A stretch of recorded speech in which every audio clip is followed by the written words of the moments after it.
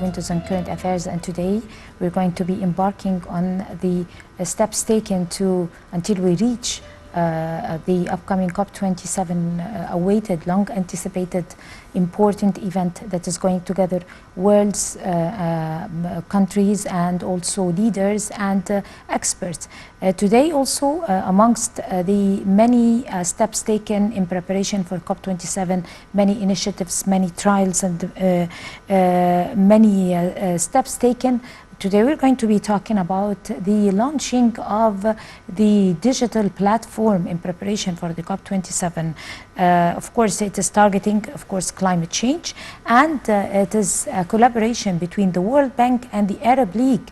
And of course, it is comprising several important, vital targets. We're going to be tackling it and taking a comprehensive look over those targets and the aim of those targets, and how are we going to set awareness, first of all, firsthand when it comes to those targets. We're very delighted to be having with us here live in the studio Dr. Hassan Tolba, or Dr. Hassan Aboelnga Tolba, and he is an international expert in water security and sustainable development, and also a researcher at the Technical University of Cologne in Germany. Good evening, Dr. Tolba. How are you doing? And welcome to Egypt. Thank you so much for having me. It's a great pleasure to be at 9 TV. It's our pleasure too. It's nice to have you here in Windows and Current Affairs. And let me first talk to you. If you could give us a full definition of your digital platform, since you are the director of this, right? You are the director? Yeah, so I am the manager for this digital platform. Okay. It's a web-based portal that will be launched. It's a portal? Yeah, it's a portal that will be launched at the COP27. It's mainly with the climate change challenges and also risks that we have seen today, also from extremes such as floods and droughts, and also uncertainties with it, what would happen in the future, what will happen tomorrow in many countries with the effects of climate change. So we aim this portal to inform different stakeholders, especially decision makers at different levels, with climate data about the current vulnerabilities and risks from the adverse effects of climate change, and also future projections that needs also decision maker to take care of it. So the knowledge portal would be mainly... The title is the knowledge portal? It's called Climate Knowledge Portal. Climate knowledge. I like, it's not actually me who likes the title knowledge, but actually the title knowledge is very, very appropriate to the event, and also is very good, is going to receive a lot of applause by the people, because knowledge is a very important item when it comes to climate change topics, because probably not all the world is aware of the importance or the gravity of the threats of the climate change. So knowledge is a very much #1 required target.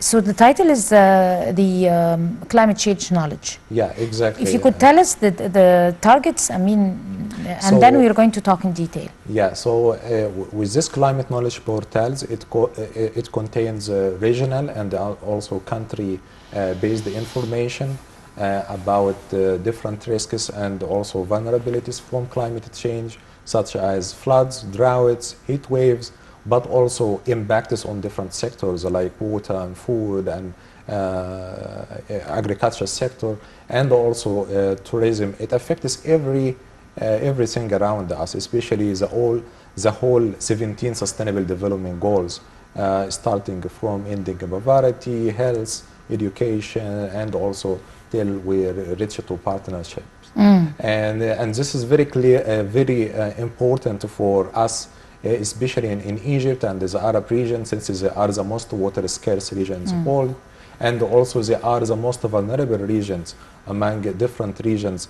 They have been also facing great change pressures of increasing demands due to population growth, influx of refugees, urbanization, to the climate extremes from floods and droughts. And we have seen the extremes that we have seen it from floods and droughts, not only in our region, but also globally, and we have seen it recently in Europe from the droughts. So what happened in Europe, we didn't, predict it to be happening at such intensity. So it means with the uncertainties that we have been facing from the climate models, we need to rethink the way we also study climate change. And that is why we are looking at this knowledge portal with also regional climate experts also in the region to look at the changes that we have been facing today and also to understand how climate really impacts different sectors and how we can respond to it. So we are working in two different parts. One part is mainly about the mitigation to reduce the carbon emissions and also for adaptation, and it's mainly going for critical sectors to us in the region like water and food. Right. Let us first talk in detail about the relation between the water security and the direct relation between water security and sustainable development. Are we on the right track to be able to secure ourselves when it comes to sufficient water?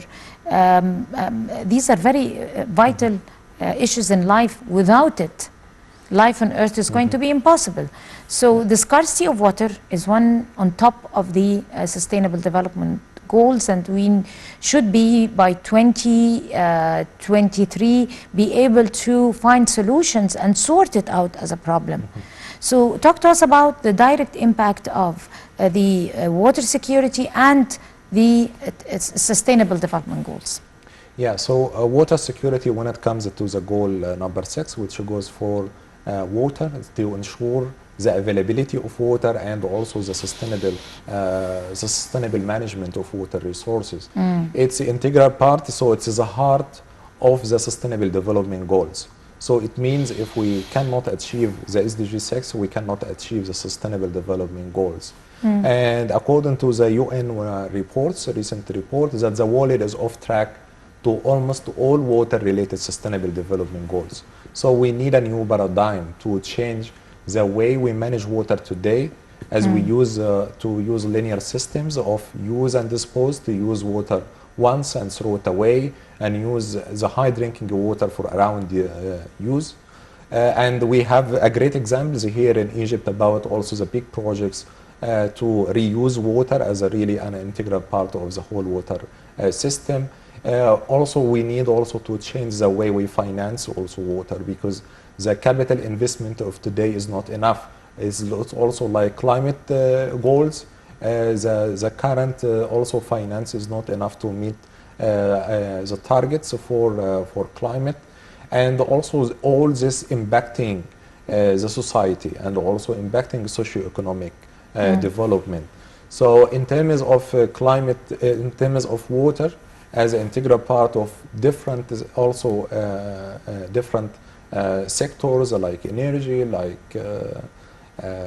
like food, all of this really having a great impact on different aspects. But here, when it comes to water scarcity, there are different water scarcity. Like there is a physical water scarcity, which we have in Egypt, in which water availability is really at risk because we are under the water poverty line of 1,000 cubic meter per capita per year.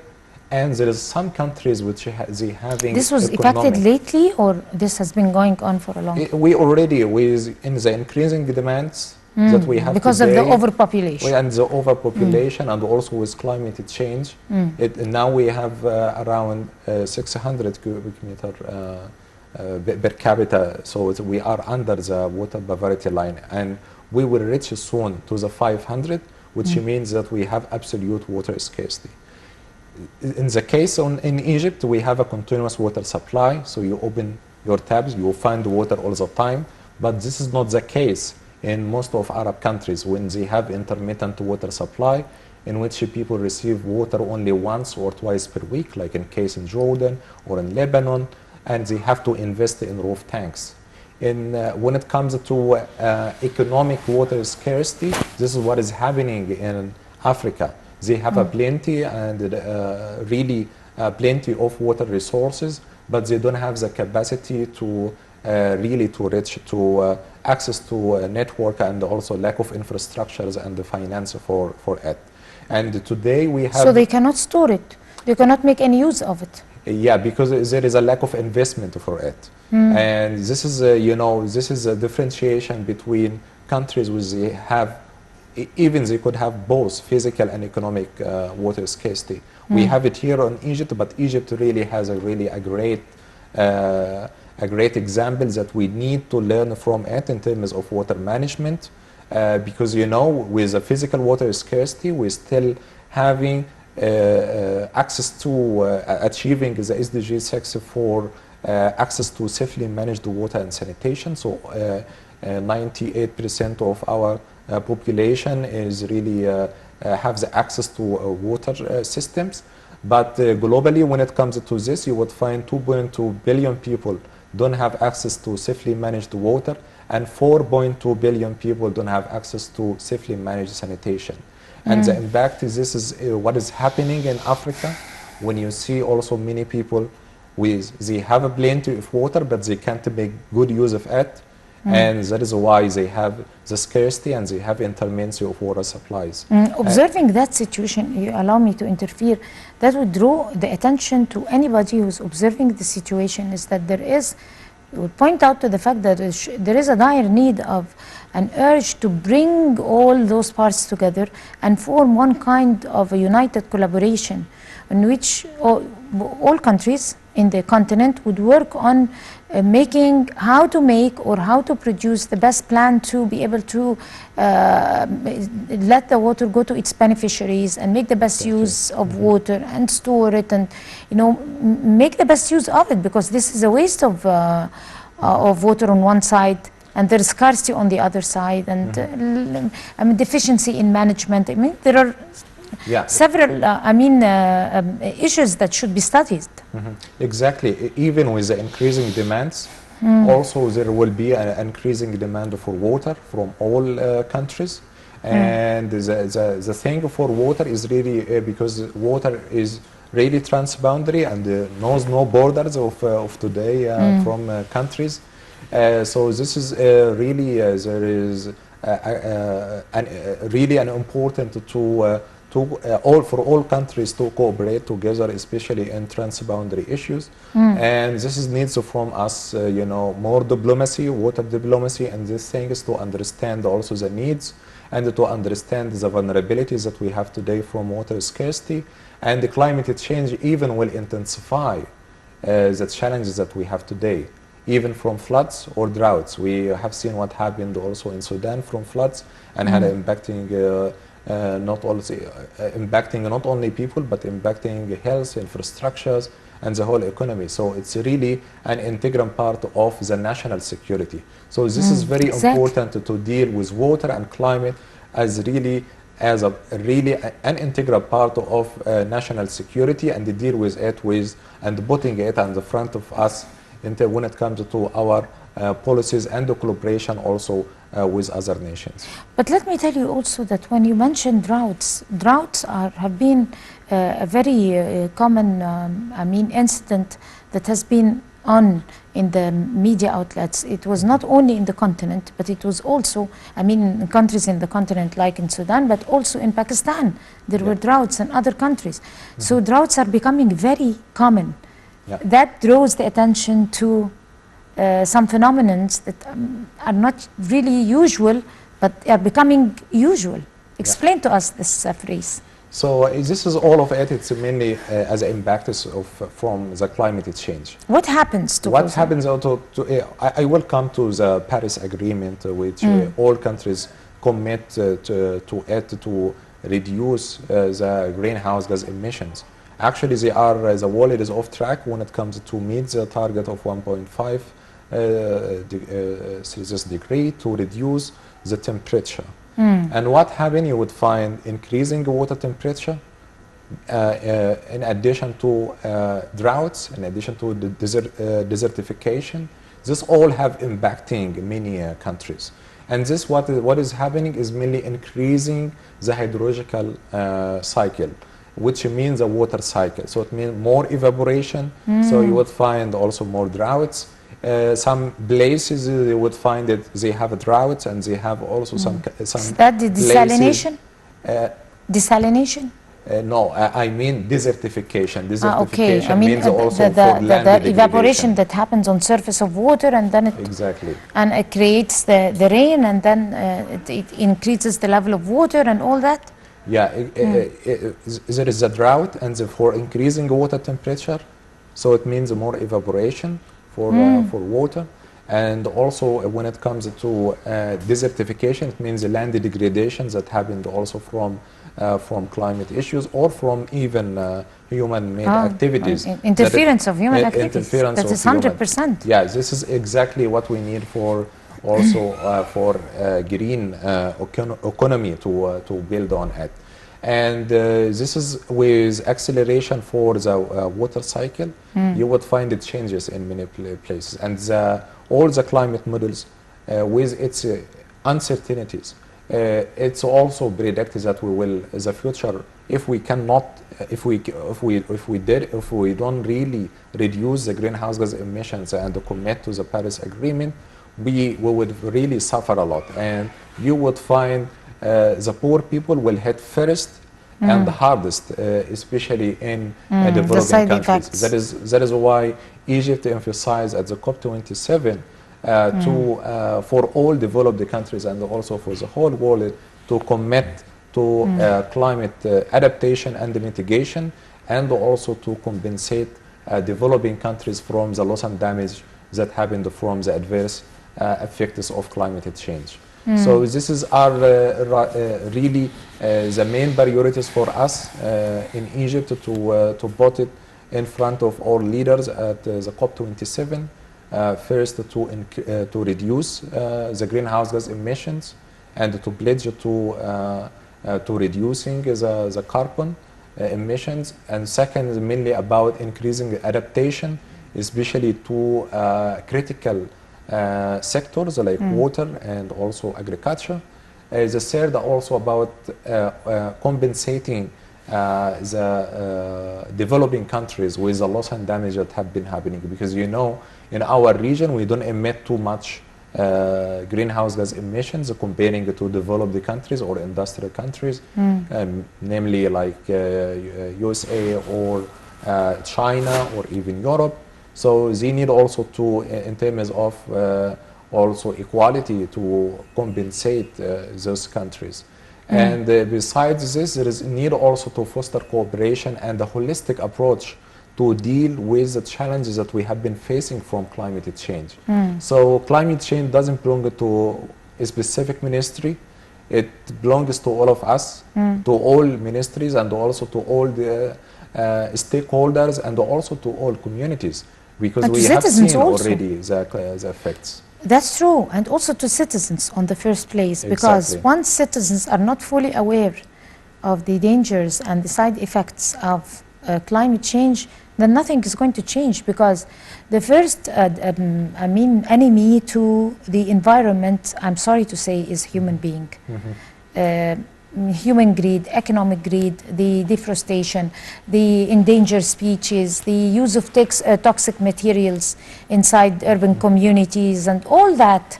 The industry, the different industries, and even the any vehicle, any type of informal economy is involved in it.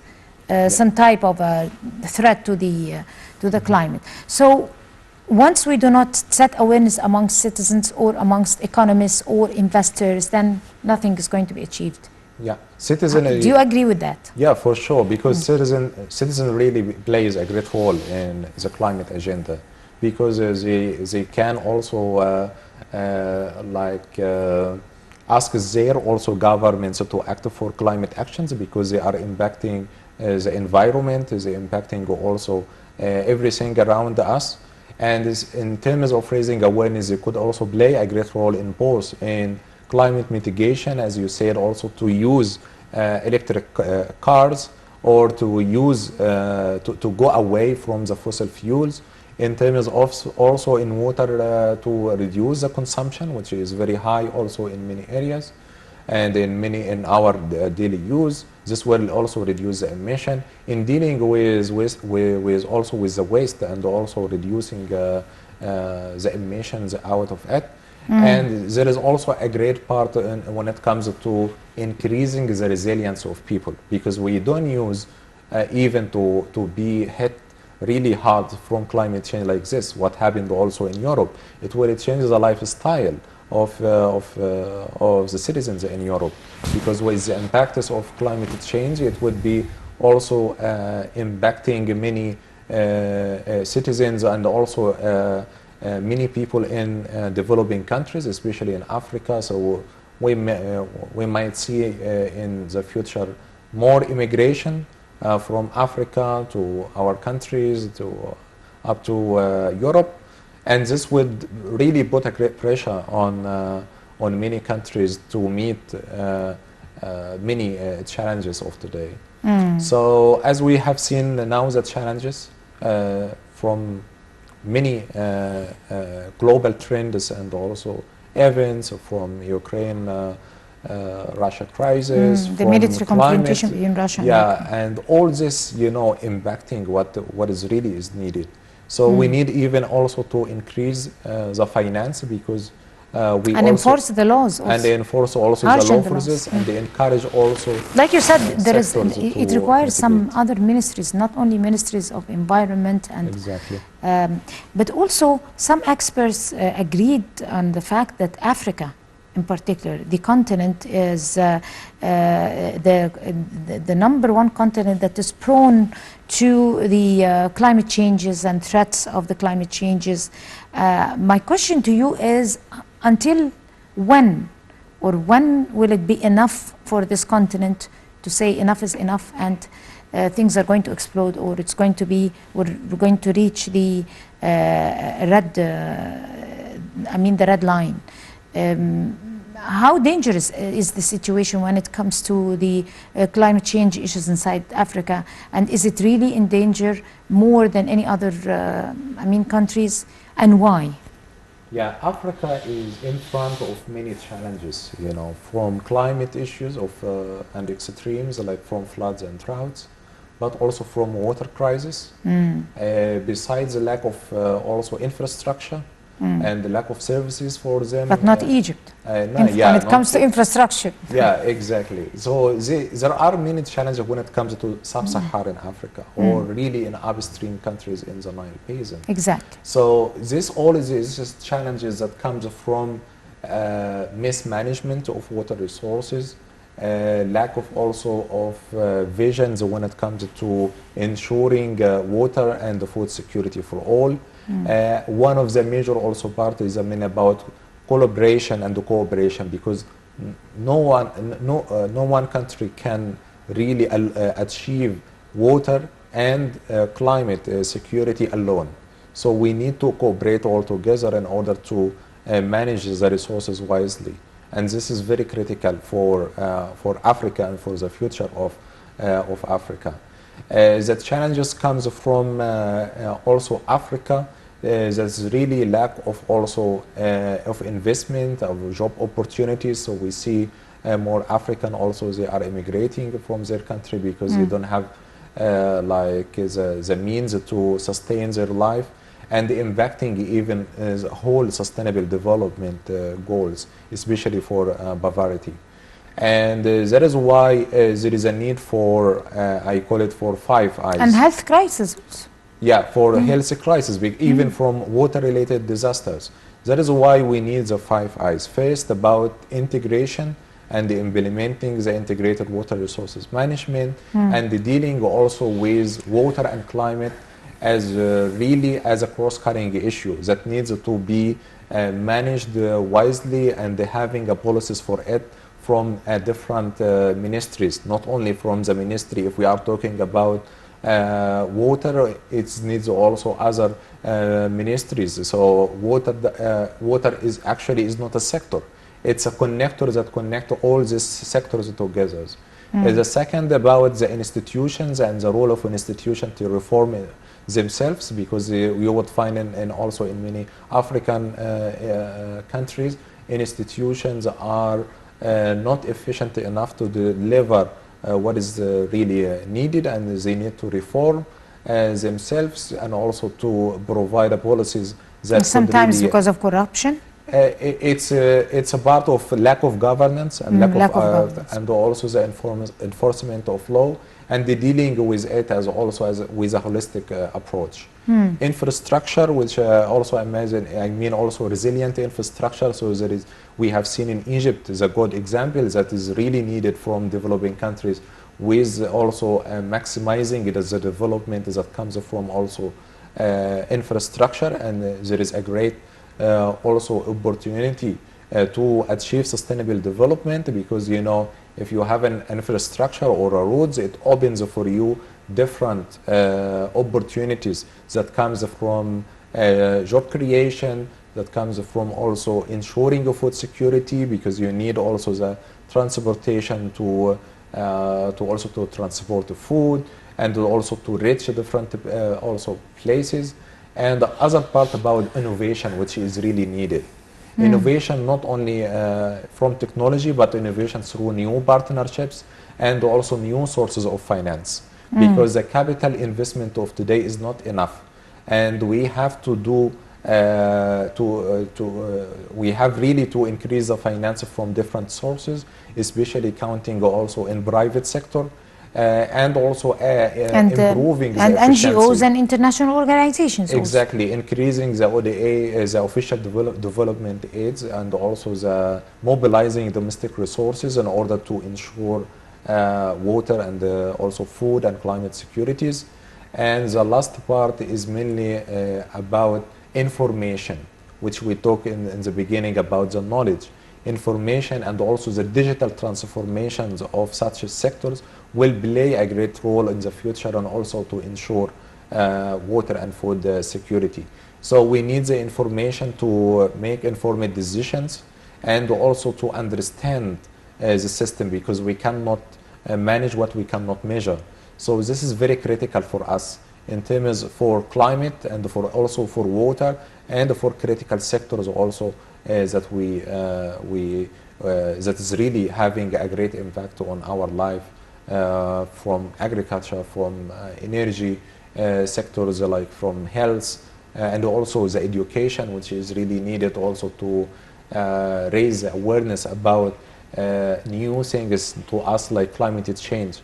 And I do urge also all countries also to put climate, the climate issues, and really in the curricula of in our education, and also for our students in the universities.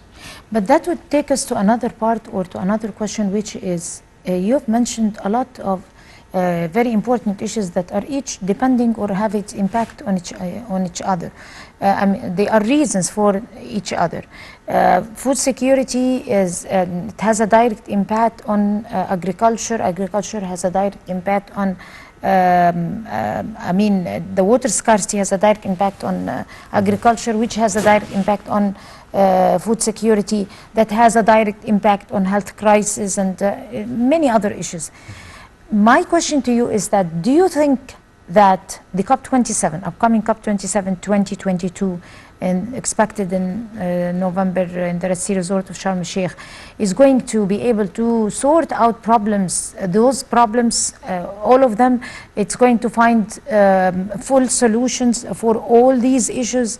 Is it going to address it? Will it has the capacity to address all these issues together and related? And how is it going to happen? Which sounds like a miracle. Yeah, I think what Egypt is going to do is really having a great role as a developing country, to represent all developing countries in the world, especially also Africa, that needs also from all developed countries to commit to the 100 billion, which is not even enough to meet the climate goals. Also, Egypt will play a great role to emphasize on adaptation to climate change, which is really needed in developing countries.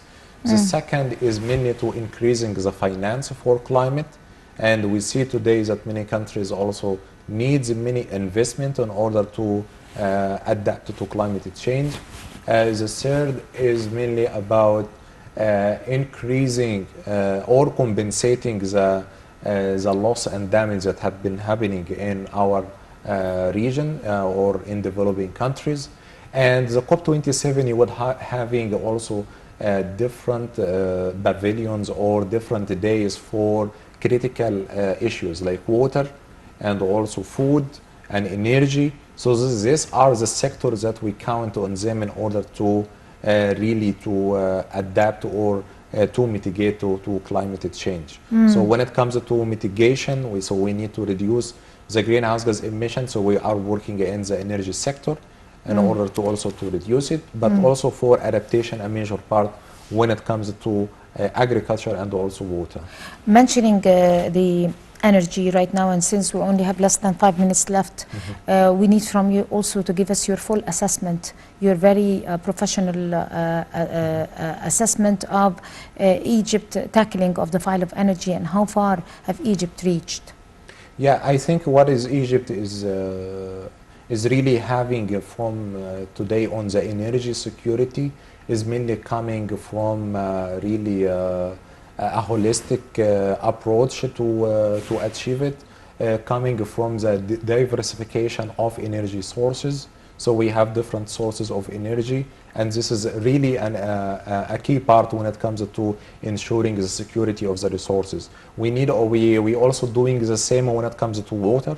So increasing the desalination plants that comes also from sea to desalinate the water, and also from big projects that we have also today in Egypt from wastewater reuse. We have seen big treatments and big projects like Bahr al-Bakar, al-Hammam, al-Mahsama. This all leading projects should be also positioned to COP27 as a really and a great examples. And besides to this, restoring the ecosystem, which is really needed in many developing countries from the impacts of water quality issues. We have seen Manzala Lake, which is a great example that we can also show at COP27. And in terms also of energy, we have seen the nexus between water and energy in many countries, from the hydropower that comes also from the dams. This also as integral part also of ensuring energy security in many countries and also in Egypt. So expanding also in renewable energies, which is really a great part, and we have also big projects of it. So there are many really good examples that we can really scale it up to, and even other countries to learn from it. And this is really crucial to many countries to collaborate and learn from each other at the COP27. You're an expert, or you're an expert, of course, international expert, and also a consultant for international organizations. You are fully aware of the laws that are enforced already, that is existed until this very moment, to be able to legalize the issue of breaching the laws of environment, preserving and maintaining the ecosystem, and protecting the biological balance and all that. How do you imagine, do you think that more enforcement of the laws is going to happen? Do you think it is included in the agenda for COP27, ratifying more laws worldwide and unified laws that are going to be enforced on any breach worldwide, regardless of which country, or this is not included in the agenda? So I think, as I said, from the UN report, is that the world is off track to the climate agenda or the sustainable development agenda in many SDGs like water and also food. This needs that we need a new paradigm, and this new paradigm needs also changes and the reforms from different institutions at different levels. In terms of agreement, we have the Paris Agreement, which also asks also all countries to commit to it, because we have seen the impacts of it in our societies today, from the droughts and the floods and all impacts that we have seen today. And this is a need from us to change the way we collaborate with each other, the way we also do our business today. And in terms of new, also it's changing also the new the order of also the systems when it comes to critical issues like water. I think the UN Security Council also has to rethink water security as really an integral part of national and also global securities, because this is really important for us in order to ensure sustainable development. Because water, from the challenges and the water crisis that we have seen today, and I have also written many articles on this new paradigm, among of them when also during the COVID-19, and also I wrote with Vice Chairman of United Nations for Water about the impacts of water security in Africa, and they have really a lack of safely managed water, and this is really impacting public health and all society. So I think to commit to first to commit to what we have in from what we have achieved, what we have agreements achieved, and also the agendas what we have in terms of the climate agenda, Paris Agreement, and the second is mainly about the 2030 agenda for sustainable development, and building new agreements, especially for water, surface water, and also groundwater, and fostering a cooperation between all countries to deal with all these complex and interconnected challenges of today. On this brilliant note, we'd like to thank you, Dr. Engineer Hassan Tolba. You're an international expert in water security and sustainable development. You're also a researcher at the Technical University of Cologne in Germany. Thank you so much, and all the best of luck to you. Yeah, Thank you for coming. Thanks so much. All the best. And I guess this would bring us to the end of this edition of Windows on Current Affairs. Many thanks to all of you. Until we see you again next week, that's a goodbye.